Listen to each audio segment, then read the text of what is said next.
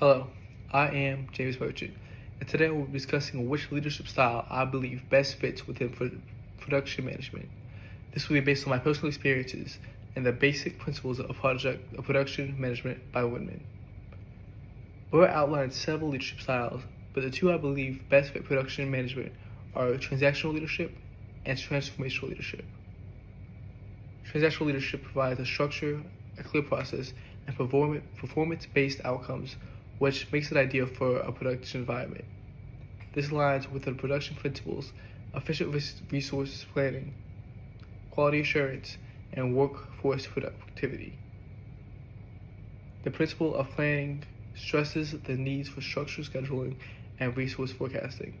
This is done by setting clear expectations while also balancing rewards and consequences based on performance outcomes. Transformational leadership is better suited for leaner and more agile systems. This style focuses on increasing process improvement, encouraging higher employee engagement, and continuing learning by supporting the principles of process design and continuous improvement. A transformational leader will inspire to embrace automations and rework the process to increase efficiency and quality. This works not only to enforce standards, but also motivate workers to further their own skills and improve overall. I believe that both transactional and transformational leadership are effective, but I prefer to use a combination of the two, merging the discipline and standard of transactional leadership while also encouraging the innovation of transformational leadership leads to increase in standards and quality. This works because both the stability and adaptability are offered at the same time, allowing a pivot point to ensure that the most effective method is chosen. The way I have applied this is by giving my students a time that they have to be at their next location, whether it be a class or an event. I then let them figure out the most effective way to get from the current location to the next location, while allowing them to see what they can accomplish with that extra freedom. This could be seeing how late they can leave the dorm to ensure they're at the location on time, letting them figure out what is the best path to get from, say, the dorm to the next class.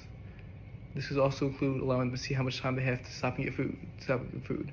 A student may want to go get coffee on the way to class to ensure that they can wake up.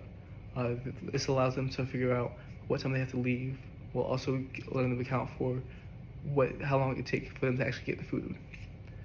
By doing this, I'm providing the structure, but allowing them to figure out what system works best for them. This creates a foundation that helps them to do better, but also create a foundation that they can build on, allowing them to understand the different ways that systems work. I believe that effective production management comes from a balance of management and motivation. Combining these allow for goals to be met as the team further develops.